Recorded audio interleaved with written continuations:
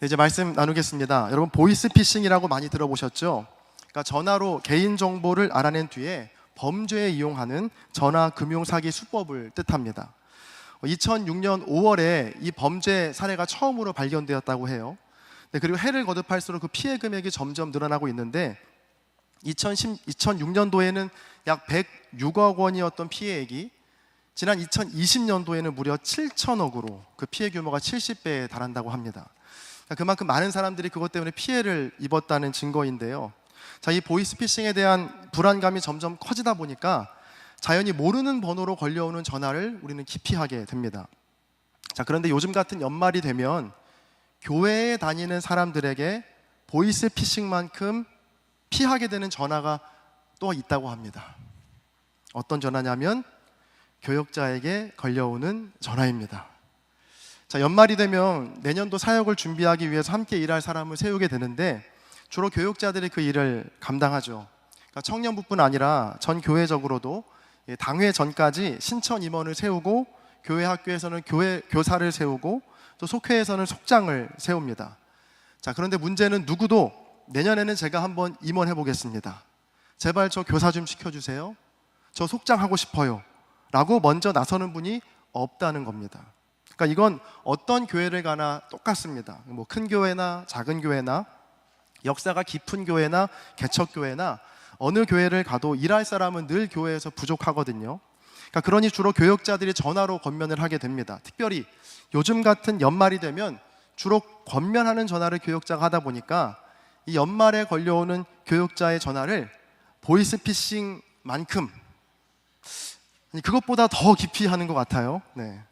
제가 이래봬도 모태신앙으로 교회반만 40년을 먹고 자랐거든요. 그리고 목회자라는 특성상 정말 다양한 교회를 경험했습니다. 뭐 큰 교회, 작은 교회, 서울교회, 지방교회, 다양한 교회, 다양한 연령층을 대상으로 사역을 해왔는데 이렇게 40년 가까운 교회 생활을 통해서 얻게 된 제 나름대로 깨달음이 하나 있습니다.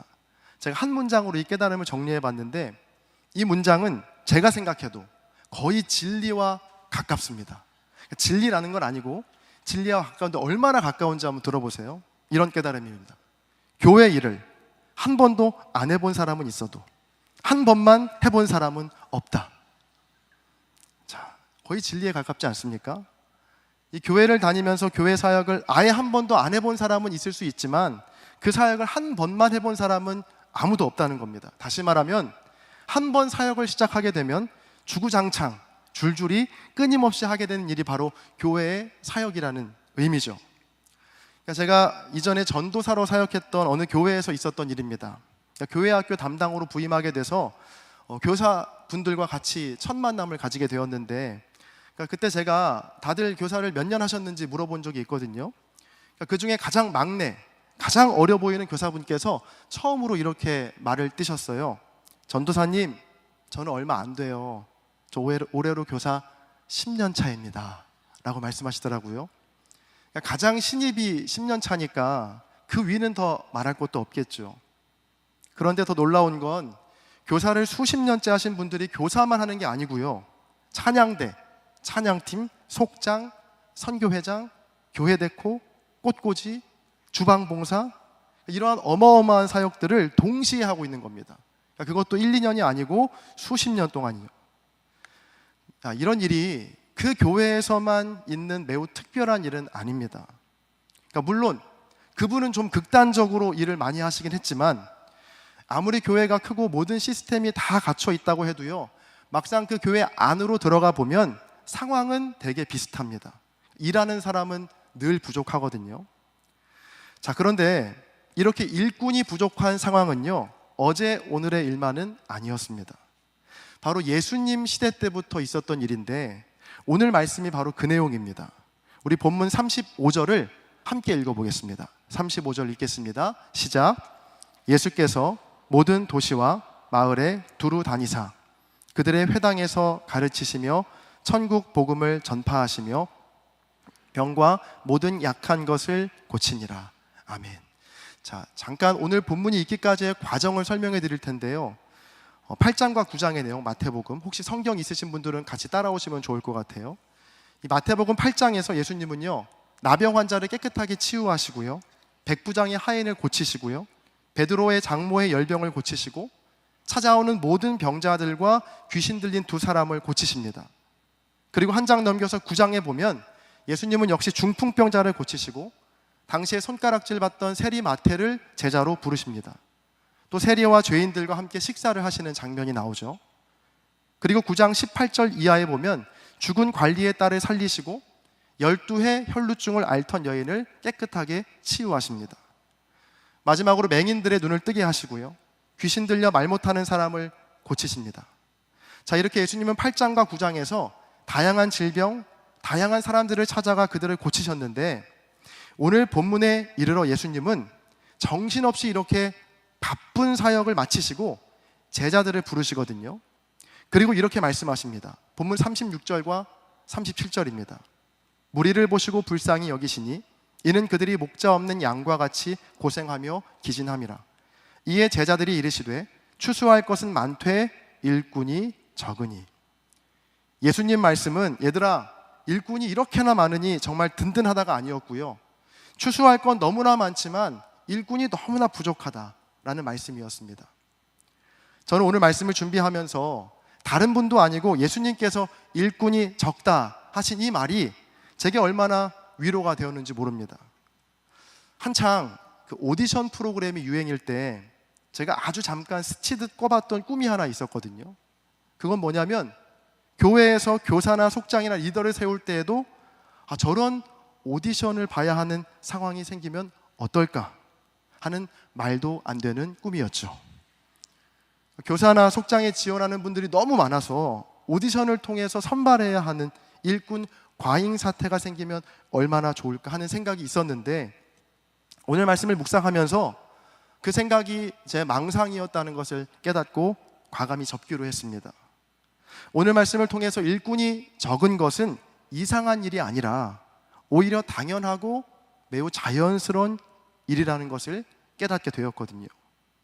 자, 그러자 제 안에서 이어지는 질문이 하나 있었습니다. 왜 항상 주님의 사역과 또 주님의 교회에서는 이렇게 일꾼들이 늘 부족할까? 저는 그 해답을 오늘 본문에서 찾았는데요, 여러분 지금부터 딱 3분만 고도의 집중이 필요합니다. 3분만 한번 집중해 보세요. 오늘 본문 37절에 보면 예수님께서 제자들에게 이렇게 말씀하십니다. 추수할 것은 많지만 일꾼이 적다. 자, 그러면 이 37절에 나오는 추수할 것은 무엇을 말할까요? 그건 바로 위에 있는 36절을 읽어야 하는데, 우리 36절의 말씀을 같이 한번 읽어보겠습니다. 함께 읽습니다. 시작. 무리를 보시고 불쌍히 여기시니 이는 그들이 목자 없는 양과 같이 고생하며 기진함이라. 자, 37절에 나오는 추수할 것은 바로 앞절인 36절에 나와 있는 무리를 보시고 하신 말씀이거든요. 자, 그래서 이 37절에 있는 추수할 것은 36절에 있는 무리들을 뜻합니다. 자, 그런데 어딘가 좀 이상합니다. 보통 여러분 추수라고 하면 어떤 장면이 떠오르십니까? 탐스럽고 병들지 않고 건강한 열매들을 떠올리곤 하죠. 그러니까 풍성한 곡식단을 껴안고 환하게 웃는 농부의 얼굴도 떠오릅니다. 이 추수라는 말이 사전적 의미로 가을에 익은 곡식을 거두어 드린다라는 뜻이거든요. 이 추수라는 단어를요, 제 언어로 다시 풀어서 이렇게 정리해 봤습니다.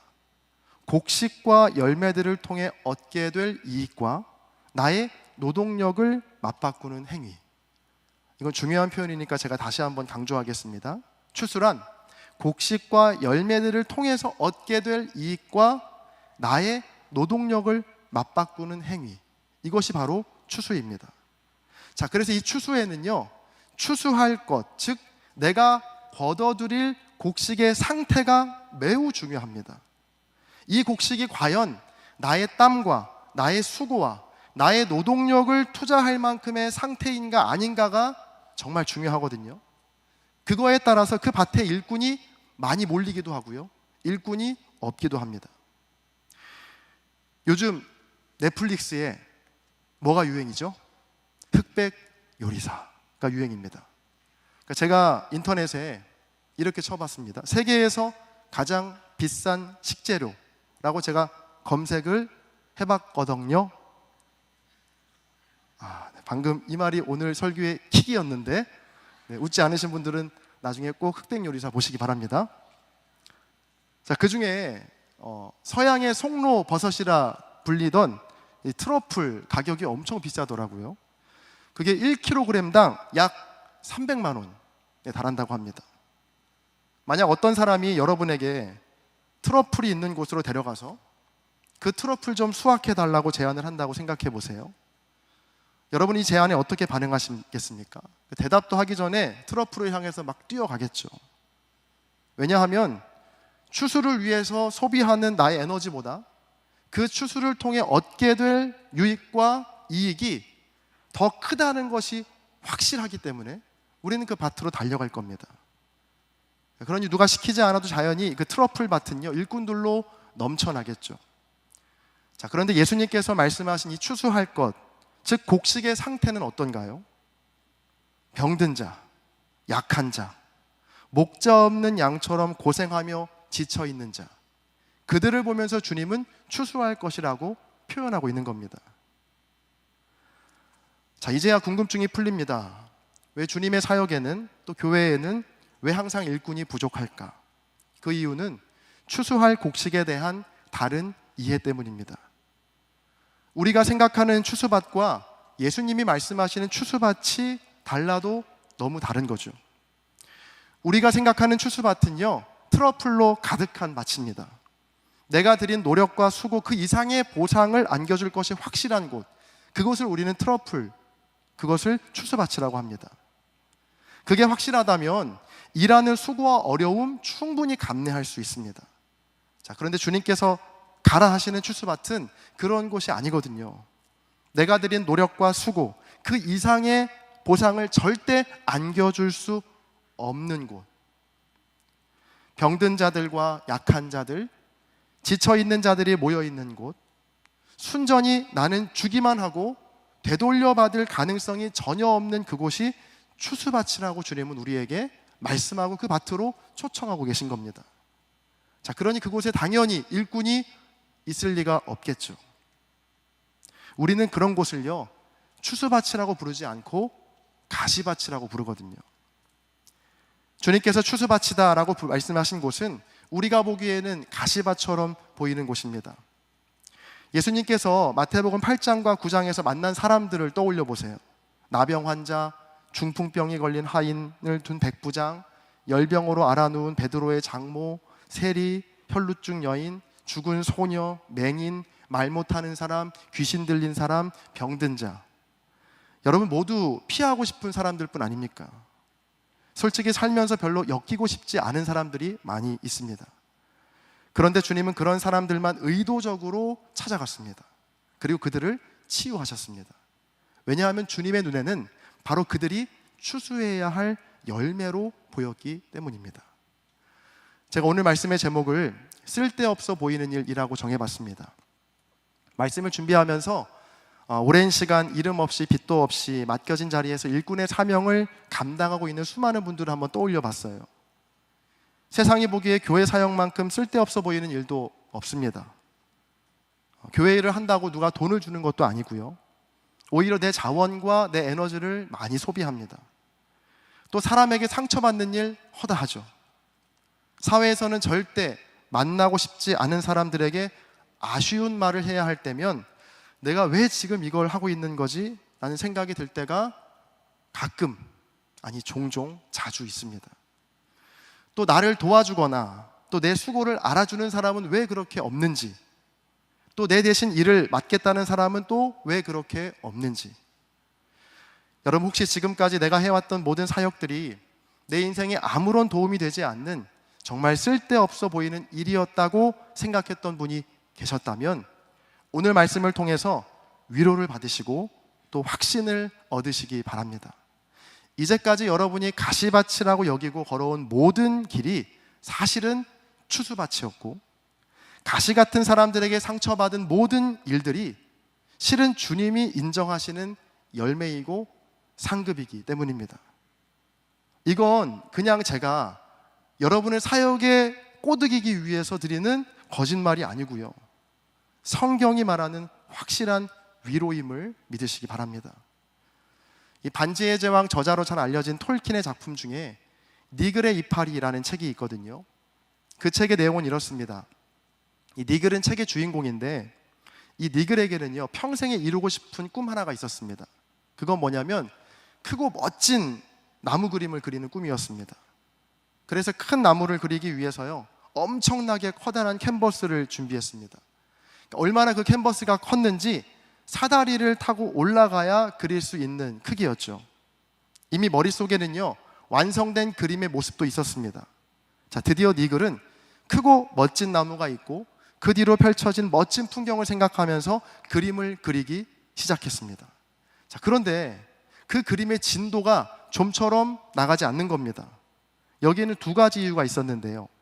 먼저 첫 번째로 니글 자신이 이파리 하나를 그리는데 지나치게 오랜 시간을 쏟았기 때문입니다. 그러니까 이파리의 음영과 광택, 또 표면에 맺힌 이슬방울까지 있는 그대로 그 이파리를 그리려고 그 하나에 온 힘을 기울였습니다. 그러니까 커다란 캔버스 위에 별로 티도 나지 않는 작은 이파리 하나에 집중했으니까 그림에 진척이 있을 리 없겠죠. 그리고 또 다른 이유 중에 하나는요, 바로 이웃들의 사소한 부탁 때문이었습니다. 그림에 조금 집중을 하려고 하면 이웃들이 니글에게 크고 작은 부탁을 하는 겁니다. 그때마다 마음이 따뜻했던 니글은 그림 그리기를 멈추고 이웃을 돕는 일에 앞장섰죠. 그날도 어느 비 오는 밤이었습니다. 한 이웃이 니글에게 자기의 아내가 아프니까 어서 의사를 불러와 달라고 막 신경질을 부립니다. 그러니까 누가 와도 부당하고 무례한 부탁입니다. 자, 그런데 니글은요 그 비가 내리는 추운 밤거리를 달려가서 의사를 불러오게 됩니다. 자, 문제는 밤새 비를 맞은 탓에 니글이 그만 독감에 걸리고 말죠. 아픈 몸을 이끌고 어떻게든 그림을 완성하려고 애를 쓰지만 결국 니글은 세상을 떠나게 됩니다. 큰 캔버스 위에 이파리 하나만 달랑 남겨놓고 떠나게 되는 이야기, 스토리입니다. 그런데 그 이야기는요 여기서 끝나지 않습니다. 하늘나라에 간 니글은 그곳에서 믿을 수 없는 광경을 보게 됩니다. 그가 머릿속으로만 그렸던 커다란 나무, 그리고 그 아름다운 풍경이 자기의 눈앞에 펼쳐져 있는 것을 보게 된 것이죠. 여러분, 주인공의 이름인 니글은 영어 단어로 깨작거리다, 비능률적으로 일하다, 쓸데없이 시시콜콜한 일에 시간을 낭비하다라는 뜻입니다. 그러니까 사람들이 보기에 니글의 삶은 그가 남긴 이파리 그림 하나처럼 비능률적이고 쓸데없어 보였죠. 이 땅에서 겨우 남긴 것이 작은 이파리 그림 하나이니까 누가 니글의 삶을 주목하겠습니까? 자, 그런데 하나님은 그 니글을 주목하셨다는 겁니다. 비록 그의 삶은 이웃들의 여러 부탁을 들어주느라 큰 캔버스에 작고 작은 이파리 그림 하나 남겼을 뿐이었지만 하나님은 그의 삶을 큰 나무와 같이 여기셨고 또 그 증거가 하늘나라에서 본 큰 나무였던 것이죠. 여러분, 우리가 하는 일이, 또 사역이, 우리의 모든 일이 때로는 니글의 이파리 하나처럼 정말 쓸데없고 가치없고 보잘것없어 보일 때가 있습니다. 특히 교회에서 하는 사역들이 대표적이죠. 주변 사람들의 수많은 요구들과 또 나를 불편하게 하는 가시돋친 말들에 미처 내가 해야 할 일을 하지 못할 때가 종종 생깁니다. 또 기쁨과 즐거움으로 사역할 때보다는 가시밭을 걷는 것처럼 불편하고 고통스러울 때가 훨씬 더 많죠. 자, 그러나 오늘 말씀을 통해서 주님께서는 우리에게 이러한 위로를 주시는 겁니다. 가시밭과 같은 그 길이 실은 추수밭이고 가시처럼 아프게 하는 그 사람이 나의 큰 상급이요 나의 큰 열매다 라고 우리에게 위로해 주시는 겁니다. 저도 여러분의 삶이 얼마나 치열하게 분투하며 살아가시는지 모르지 않고요, 또 교회의 사역들이 때론 부담스럽고 쓸데없어 보이기까지 한다는 것도 잘 알고 있습니다. 자, 그럼에도 불구하고 이 일에 여러분을 초대하는 이유는 그 쓸데없어 보이는 가시밭이 주님이 우리를 부르시는 추수받침을 믿기 때문입니다. 이건 제 느낌이나 주장이 아니고 예수님의 생애와 성경에 근거한 믿음입니다. 그래서 주님은 오늘도 일꾼을 부르고 계십니다. 쓸데없어 보이는 가시밭에 함께 할 사람, 자기 십자가를 지고 나를 따르라 하시는 그 주님의 말씀에 우리 모두가 아멘으로 순종하여 그 길 여러 모양으로 같이 걷는 저와 여러분 모두가 되기를 주님의 이름으로 간절히 축원합니다. 함께 기도하시겠습니다. 존귀하신 주님, 나를 일꾼 삼으신 주님의 은혜에 감사와 찬양을 올려드립니다. 가시밭으로 보이는 그곳이 주님께서 우리를 부르신 추수받침을 깨닫게 하시고 맡겨주신 사명 잘 감당하는 우리 모두가 되게 하여 주옵소서. 특별히 교회와 사회 곳곳에서 이름 없이 빚도 없이 네 글의 이파리를 그리고 있는 헌신자들이 있습니다. 저들의 수고와 헌신을 귀히 여겨주시고 주님께서 그 수고와 헌신을 기뻐하시고 또 함께 하신다는 뚜렷한 감동과 증거들을 저들에게 허락하여 주옵소서. 감사드리며 우리 주 예수 그리스도의 이름으로 기도합니다. 아멘.